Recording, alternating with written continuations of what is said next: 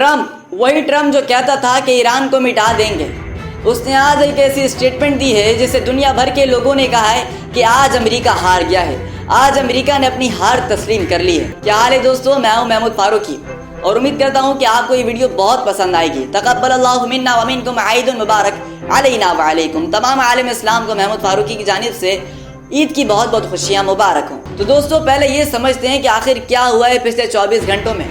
Israel ने Iran की South Pars gas field पर अटैक किया। अब ये कोई आम जगह नहीं है, ये दुनिया की सबसे बड़ी गैस फील्ड मानी जाती है। ईरान की इकोनॉमी का बहुत बड़ा हिस्सा है, इससे फिक्स्ड डिपेंडेंट है, यानी कि ईरान की 50% इकोनॉमी इस पर डिपेंड करती है। और इसराइल ने सीधा सीधा इस पर हमला कर दिया। जैसे ही अटैक हुआ ईरान ने फौरन रिस्पॉन्ड किया। और रिस्पॉन्ड कैसे किया?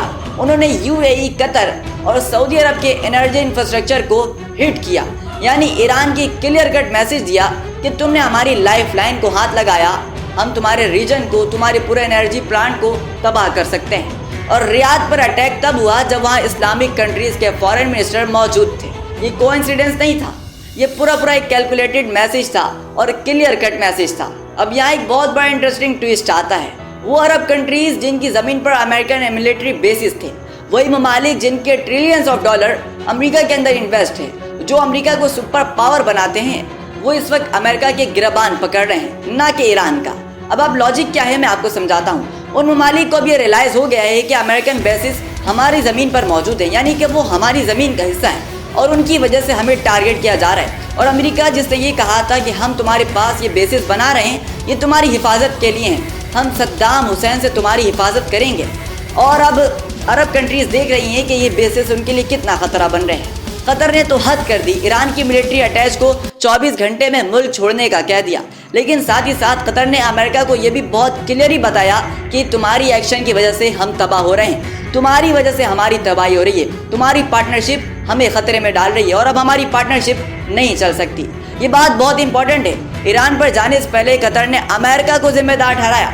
हालांकि आप देखें तो ईरान अटैक कर रहा है, लेकिन जिम्मेदार जो है वो अमेरिका को करार दे रहे हैं और ये बहुत बड़ी ईरान के लिए कामयाबी है। अब आते हैं असल पॉइंट पर।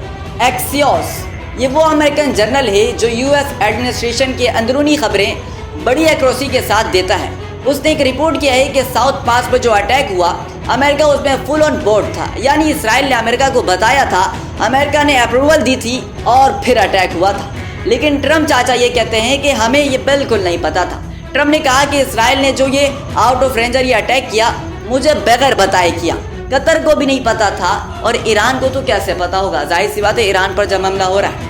अब मैं आपको एक चीज़ बता दूं, ईरान ने कंफ्यूज होकर नहीं कहा, बल्कि बिल्कुल रिपोर्ट किया कि ये अमेरिका को पता था और फिर ईरान ने वो किया, कतर के एलएनजी फैसिलिटी को बिल्कुल तबाह कर दिया। यानी ट्रम्प ने पब्लिसिटी डिस्टेंस बना ली थी और अटैक हुआ। अमेरिका कह रहा था कि भाईजान मुझे तो नहीं पता अटैक क्यों हुआ, कहाँ से हुआ, लेकिन ईरान कह रहा था कि भाईजान तुमको पता था, तुम्हारी जिम्मेदारी की वजह से हुआ। और फिर ट्रम्प ने वो स्टेटमेंट दी जिसने पूरी दुनिया को चौंका दिया। ट्रम्प ने कहा कि इसराइल की तरफ से साउथ पास गैस फील्ड पर हमला हमारी जिम्मेदारी नहीं थी, ये उनकी तरफ से थी और इसके जिम्मेदार वो खुद हैं। तो दोस्तों यहाँ पर दो पर्सपेक्टिव हैं। पहला पर्सपेक्टिव ये है कि ये वाज़ेह सरेंडर है।